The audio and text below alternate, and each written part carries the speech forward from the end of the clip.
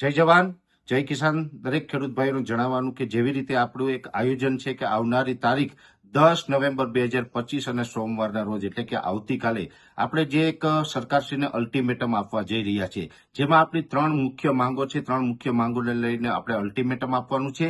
આમ જોવા જઈએ તો આપણે ઝાંસીની રાણી લક્ષ્મીબાઈની જે પ્રતિમા છે એની બાજુમાં આવેલું ગ્રાઉન્ડ, એના માટેની પરમિશન માંગેલી હતી, પણ સરકારશ્રીએ કોઈને કોઈ બહાને એ ગ્રાઉન્ડની પરમિશન આપણે આપેલી નથી. એટલે સરકારશ્રી ક્યાંય ને ક્યાંય ખેડૂતોનો અવાજ દબાવવા માંગે છે, પણ આ ખેડૂતો છે એનો અવાજ દબાવવાનો નથી. ત્યારે આપણે જણાવી દઉં કે જે જુનાગઢના પીઆઈ તરફથી આપણે માર્ગદર્શન આપવામાં આવ્યું છે કે આ ગ્રાઉન્ડ નહીં, પણ તમે ડાયરેક્ટ કલેક્ટર કચેરીએ પધારો ને ત્યાં એના ગ્રાઉન્ડની અંદર તમારે જે કાર્યક્રમ કરવો હોય તે કરો. એટલે જે જુનાગઢના પીઆઈએ જે આપણે કીધું છે એ જ મુજબ, એના કહેવા મુજબ આપણે ચાલવું છે. આપણે ક્યાંય કાયદાનો ભંગ નથી કરવો અને આપણે જુનાગઢ કલેક્ટર કચેરીના ગ્રાઉન્ડની અંદર આપણે આવતીકાલે બધા એકઠા થવાનું છે. ત્યારે હું દરેક ખેડૂત ભાઈને જણાવી દઉં કે આવતીકાલે 10 નવેમ્બર 2025 અને સોમવારે સવારે 9 વાગ્યે બધા ખેડૂત ભાઈઓ છે એ કલેક્ટર કચેરીએ પધારો. ત્યાં આપણે મોટી સંખ્યામાં પધારો. આપણી જે ત્રણ માંગ છે, મુખ્ય માંગ છે કે 2 હેક્ટરની મર્યાદાની અંદર 3 લાખ રૂપિયા સુધીનું જે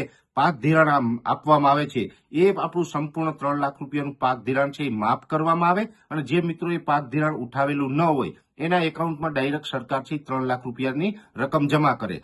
બીજી આપણી માગણી છે કે જે 2019નો પાક વીમો મંજૂર થયેલો હતો, કોર્ટના આદેશ પછી પણ આજ દિવસ સુધી સરકારે એ વીમો છે એ ખેડૂતોના એકાઉન્ટમાં નથી આપ્યો. એટલે કે 50% ખેડૂતના એકાઉન્ટમાં આવ્યો છે, 50% આજે પણ એ વીમાની રકમથી વંચિત છે.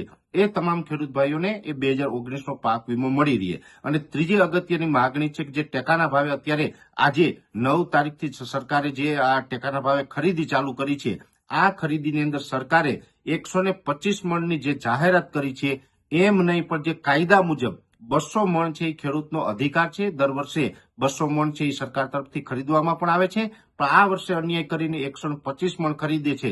એની જગ્યાએ 200 મણ પૂરી મગફળી ખેડૂતોની ખરીદવામાં આવે અને એની સાથોસાથ જે વરસાદને કારણે, માવઠાને કારણે જે મગફળી પલળી ગયેલી છે, આ મગફળી સરકાર નહીં ખરીદે તો વેપારી તો આમાં કોઈ જ પ્રકારે આપણી સાથે ન્યાય નથી કરી શકવાના. એટલે ખેડૂતોની પલળેલી મગફળી છે એ પણ સરકાર ટેકાના ભાવે ખરીદી લે. આ ત્રણ આપણી જે મુખ્ય માંગ છે, જેની અંદર પાક ધિરાણ માફ, 2019નો વીમો અને આ ટેકાના ભાવનો મુદ્દો, આ ત્રણેય મુદ્દાને લઈને આપણે અલ્ટિમેટમ આપવા જઈ રહ્યા છે કે દિવસ 12ની અંદર જો આપણા અલ્ટિમેટમને ધ્યાનમાં રાખીને દિવસ 12ની અંદર ત્રણેય મુદ્દાનું સોલ્યુશન સરકાર આપે, નહીતર આવનારા દિવસની અંદર અનજળનો ત્યાગ કરીને આપણે ઉપવાસ આંદોલન ઉપર જઈ રહ્યા છે.